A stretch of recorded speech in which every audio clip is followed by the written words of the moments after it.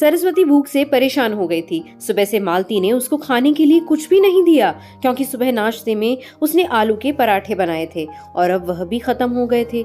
इसलिए सरस्वती दोपहर के खाने की राह देख रही थी, पर मालती ने सुबह पेट भर के नाश्ता किया था, इसलिए वो दोपहर का खाना नहीं बनाने वाली थी। अत्यंत भूख से परेशान हो रही सरस्वती मालती के पास गई और बोली, बहू, मुझे बहुत जोरों से भूख लगी है, खाने के लिए कुछ भी दे दे।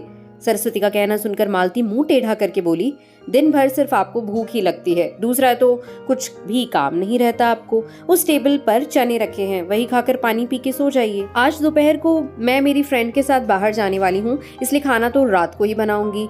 यह सुन के सरस्वती का मन उदास हो गया। फिर सरस्वती धीरे से बोली, तू कहे तो मैं खुद के लिए कुछ बना लूं? मालती गुस्से से बोली, एक व्यक्ति के लिए खाना बनाओगी क्या आप? सोचकर मालती किचन में गई और उसने फ्रिज में रखे हुए बासी चावल निकाले। अचार के साथ वह चावल एक थाली में परोसकर सरस्वती के आगे रखकर बोली कि खा लो। ऐसा कहकर पर्स लेकर मालती घर के बाहर चली गई। चावल फ्रिज में रखे थे, तभी भी वह खराब हो गए थे, उनसे गंदी बदबू आ रही थी। सरस्वती ने गुस्से से वह चावल डस्टबिन में डाल दिए। इसके बाद उसने दाल चावल निकालकर अपने लिए गरम गरम खिचड़ी पकाई और पुदीने की चटनी के साथ खाई और सब बर्तन घिसकर किचन साफ किया और चुपके से अपने रूम में जाकर सो गई। मालती ने भले ही खाना पकाने से मना किया था, पर वह घर उसका भी था और वह खुद का खाना खुद बना सकती थी। दूसरे दिन सुबह सरस्वती अपने रूम में बैठी थी, उतने में उसका बेटा रमेश उधर आया और बोला, माँ, आजकल महंगाई बहुत बढ़ गई है, मुझे घर खर्च चलाने भी बहुत कठिन हो रहा है, ऊपर से पापा की 13वीं पर भी बहुत खर्च हुआ। माँ, मैं सोच रहा था कि एक रूम किराए पर दिया जाए, घर का किराया आने पर घर खर्च में थोड़ी मदद होगी। सरस्वती बोली, बेटा, तुझे जो ठीक लगेगा तू वही कर। उसके बाद रमेश गला साफ करते हुए बोला, माँ, तेरा रूम खाली कर दे और नीचे के छोटे रूम में शिफ्ट हो जा। उस छोटे रूम में टॉयलेट और बाथरूम नहीं है तो उसे कोई किराए पर नहीं लेगा।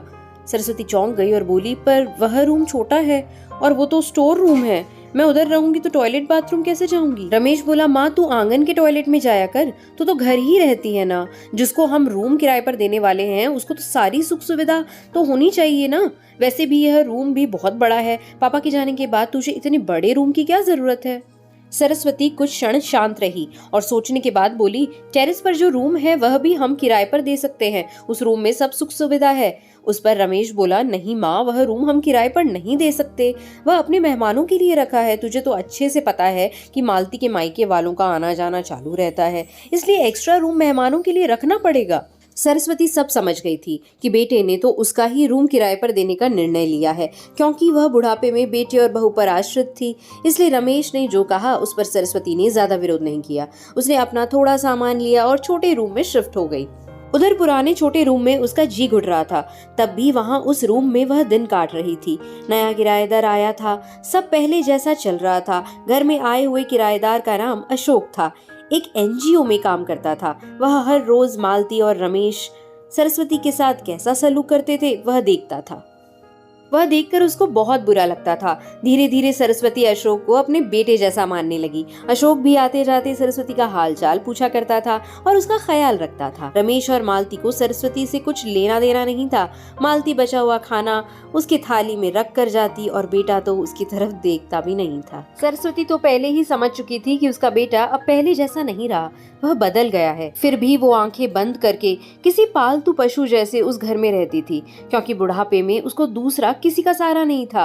रोटी के 2 टुकड़ों के लिए उसको उनके सहारे रहना पड़ रहा था। कभी कभी सरस्वती को बहुत रोना आता था। सरस्वती अशोक को अपने मन की बातें बताने लगी। उनके पति की मौत बेटे की लापरवाही से हुई थी, पर वो ज्यादा नहीं बोल पा रही थी। जब पति काम पर जाते थे तब घर में हम दोनों को बहुत मान सम्मान मिलता था। जब वह काम करने में असमर्थ हो गए तब रमेश को उन्होंने घर खर्च में मदद किया कर ऐसा कहा। यह बातें रमेश के मन को बहुत लगी। जब तक पति घर चला रहे थे रमेश अपने सब पैसे बचा लेता था, पर अब शर्म से और मजबूरी में उसको घर खर्च चलाना पड़ रहा था। धीरे धीरे माँ बाप का खर्च उसको बोझ लग रहा था, लेकिन वह स्पष्ट रूप से कुछ भी नहीं कह सकता था। इस बीच पति का स्वास्थ्य बहुत बिगड़ गया और वह चल बसे। डॉक्टर के पास जाने से पता चला कि उनको निमोनिया हुआ था। डॉक्टर थोड़ी महंगी दवाई लिख कर देते थे तो रमेश पैसे बचाने के लिए आधी दवाई लेकर आता था। शुरू में पति का स्वास्थ्य सुधर गया था, तब रमेश ने उनकी गोलियां औषधि बंद कर दी थी। पति भी इन चीजों पर ज्यादा ध्यान नहीं देते थे, लेकिन एक रात में उन्हें सांस लेने में बहुत परेशानी हुई। सरस्वती बहुत घबरा गई और वह भाग भाग के गई और रमेश के कमरे का दरवाजा ठोकने लगी और कहने लगी कि पापा का स्वास्थ्य बहुत बिगड़ गया है, चलो हम उन्हें डॉक्टर के पास लेकर जाते हैं। उस पर रमेश बोला, माँ मुझे अब सोने दे, मुझे बहुत नींद आ रही है, हम सुबह पापा को डॉक्टर के पास ले जाएंगे। ऐसा कहकर उसने दरवाजा बंद कर लिया था। सरस्वती रात भर पति के तकिए के पास चिंतित बैठी रही, कभी छाती को तेल लगाकर मालिश कर रही थी तो कभी भाव दे रही थी, पर भगवान को कुछ अलग स्वीकार था। सुबह तक उनकी मृत्यु हो गई थी। घर में कब्रिस्तान जैसी शांति थी। रमेश रोने का नाटक करने लगा। मालती तो ऐसे रो रही थी कि जैसे उसको वास्तव में ससुर चले गए। इस बात पर बहुत दुख हो रहा हो। सबसे ज्यादा धक्का लगा सिर्फ सरस्वती को, पर वह कुछ बोल नहीं पा रही थी। सरस्वती की आंखों में अश्रु आ रहे थे और उसके होंठ थरथर कांप रहे थे, जैसे कि वो कहना चाहती हो कि अब ऐसे रोने का नाटक क्यों कर रहे हो, मेरे पति की मौत के आप दोनों जवाबदार हो। पर वह कुछ बोल नहीं पाई। क्रियाक्रम कर दिया गया। सरस्वती के दिमाग में हमेशा एक बात चलती थी, रमेश ने लापरवाही नहीं की होती तो आज मेरे पति जिंदा होते। उनकी मौत के बाद मालती और रमेश का व्यवहार बहुत बदल गया था। सरस्वती को भी उनके व्यवहार की आदत पड़ गई थी, इसलिए वह उनकी तरफ से कोई भी अपेक्षा नहीं रखती थी। पर उसका मन उसे अंदर ही अंदर खाए जा रहा था। ऐसी औलाद को सबक भी नहीं सिखा सकती। एक दिन उनका किराएदार अशोक उसके पास आया और सरस्वती को कुछ बातें उसने समझाई। वह बातें सुनकर सरस्वती की आंखों में एक नई उम्मीद जगी। दूसरे दिन सुबह सरस्वती रमेश और मालती के पास आई और बोली, मुझे तुम दोनों से बहुत जरूरी बात करनी है। मुझे ऐसा लग रहा है कि तुम दोनों को मेरे साथ रहने में प्रॉब्लम है, इसलिए मैंने सोचा है कि मैं वृद्धा आश्रम में रहूंगी। सरस्वती का कहना सुनकर मालती बहुत खुश हो गई। रमेश ने थोड़ा दुखी होने का नाटक किया। फिर थोड़ी देर में सरस्वती ने उन दोनों के चेहरे के हाव भाव देखे और बोली, रमेश तुझे दुखी होने की जरूरत नहीं है और मालती तुझे इतना खुश होने की जरूरत नहीं है, पहले मेरी सब बातें सुन लो। और सरस्वती हंसकर बोली, यह बातें सच्ची है कि वृद्धा आश्रम में मैं रहूंगी, पर मैं इस घर से कहीं नहीं जाऊंगी। मैं इस घर को ही वृद्धा आश्रम बनाऊंगी। अब यहाँ तुम्हारे जैसे स्वार्थी बेटे और बहू नहीं रहेंगे, मेरे जैसे बूढ़े लोग यहाँ रहेंगे। ये मेरी आखिरी निर्णय है। यह सुनकर रमेश और मालती दोनों ही चौंक गए। रमेश और मालती एक दूसरे की तरफ देखने लगे। उन दोनों ने सोचा था कि सरस्वती घर छोड़कर चली जाएगी तो वह दोनों खुशी से रहेंगे। उनको लगा था कि अब उनको सरस्वती की जवाबदारी लेनी नहीं पड़ेगी, उसका ख्याल नहीं रखना पड़ेगा, पर इधर तो सब उल्टा हो गया था। सरस्वती का कहना सुनकर रमेश गुस्से से बोला, माँ तेरा दिमाग तो ठीक है ना, इस घर पर मेरा अधिकार है, फिर तू इस घर को कैसे वृद्धाश्रम बना सकती है? तू भूल रहा है बेटा, अभी तक ये घर मेरे ही नाम पर है। सरस्वती गुस्से से बोली, तुम दोनों ने मुझे बहुत परेशान किया है, छोटी छोटी बातों पर मेरा अपमान किया है, बीमारी के वक्त भी मुझ पर ध्यान नहीं दिया, खाने पीने के लिए भी मुझे बहुत तरसाया। तेरे पिताजी भी मुझे छोड़कर चले गए।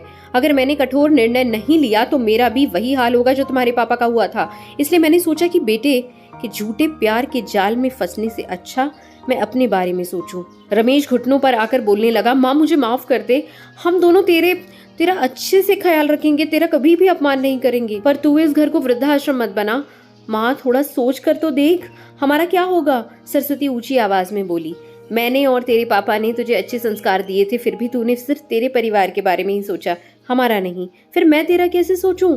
तू तेरे परिवार का सोच, मेरी चिंता मत कर और जल्द से जल्द ये घर छोड़कर चला जा, क्योंकि इस घर में अब अच्छे लोग रहने आ रहे हैं। इतना कहकर सरस्वती अपने रूम में चली गई।